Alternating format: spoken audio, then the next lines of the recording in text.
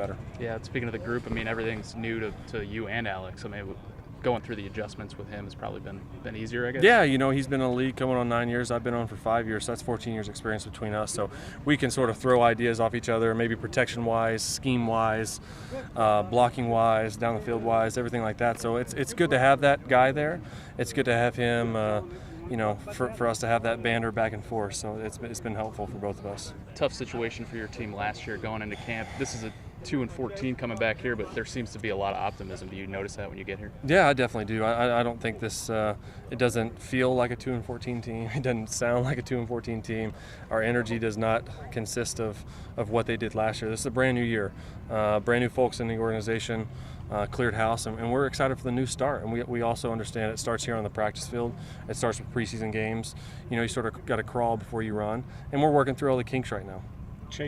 Alex was asked earlier in practice in camp that what's harder, coming into a situation with a new coach or coming into a situation with new players. So I'll ask you the same thing. I think a little bit of both. I think that obviously when you come in with a new coach, especially an offensive coach, he brings his new system. So as a quarterback, I've been in the same system for 4 years now, so learning a completely different system, new terminology. I think at first that was a little bit tough, but now that we sort of grasp the feel of it, it's our job to exude that onto our players, onto our offensive line, our receivers, our backs, our tight ends. And, I think it's been great. I think it really has. The players, this is a time for us to bond. This is the time where teams win championships. It really does. Down in St. Joe Mo, I mean, it's just, hopefully come February, we'll look back on this time now and see how far we progressed. Does it matter that you guys are away at camp together? Does this help being in a dorm and all that stuff? Yeah, it takes it back to sort of college life. It really does. I've never done the dorm experience. I really like it though. Everyone's in one spot at the same time. You're around each other all the time, and that's sort of what breeds camaraderie, breeds confidence in guys. You're sweating with them, you're crying with them, you're bleeding with them, and that's really what builds a team as a whole. When you can trust each other as one, you can be unstoppable if so. How does Andy Reid compare to Sean Payton? Andy is a very big stickler on details, as I was saying earlier, and talks very well to the team, portrays his image, his vision for this team, and same with Sean. There's a lot of similarities between those two. So the day off coming up tomorrow, how will you spend it?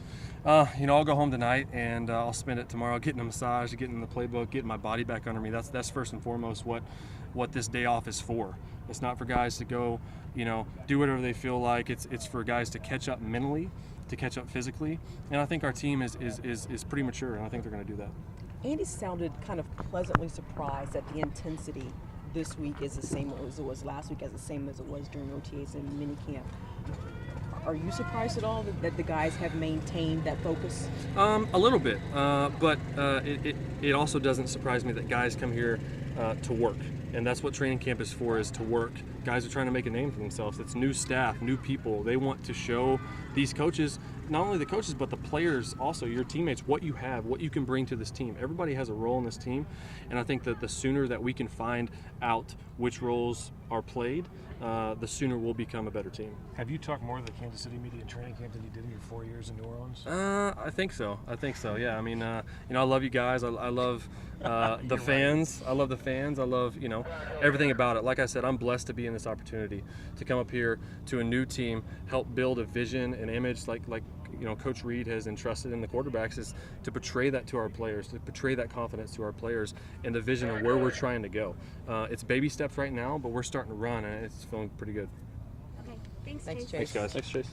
You never have a hard time getting them all involved, right? The good ones, you get them all involved all the time, and so that's how it works. But we'll find a way to get.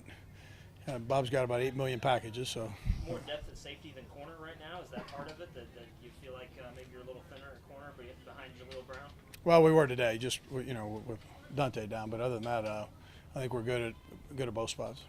2 days of tackling. No, they're doing good. They're working each other, and they're trying to work their fundamentals, tackling fundamentals. I think the tackling's actually been very good. Runners are running hard, receivers are running hard when they have opportunities. They're finishing right on the sideline, doing the things they're supposed to do fundamentally, and that's what that's all about. So, I mean, you play the game, you play it. You've got to be a good tackling team. Normally, the good tackling teams end up playing late in the year or early in the year, right? Right. You're That's about a right. week into this thing now. Is this where you? And they want to get better. And so, from a coaching standpoint, you can work with that. There's been no issue there. Andy, as a play caller, comforting, what goes into your head now when you have a weapon like Colquitt who can determine field position, as far as maybe sometimes deciding what to call or when to go for it when you know you have a guy who could pin him deep or direct? Just give me Yeah, what listen, the Colquitt punter, does for you. the punter has been no more important than he is in today's football. And so, not that they weren't before, but field position is huge. It's tough for offenses to drive long fields, and the percentages go way down on scores when you've got a. That's a part you don't know that. That's the unknown. And so, I mean, when I mentioned to you about the offseason, I mean, you just don't know. And then I didn't know coming into this, are they going to carry that same work ethic that they had, that they displayed during the offseason? Well, they've done it. They've done that, and they came back in great shape, and then they are challenging each other every play. You're seeing that, right?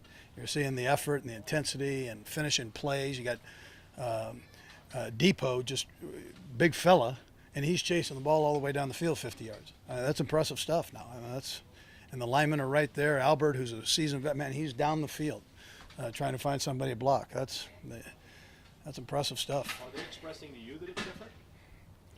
I haven't asked them. We really haven't talked. They're pretty tired by the time I get to them, right? So, well, we've got a variety of players. You got different flavors, and so we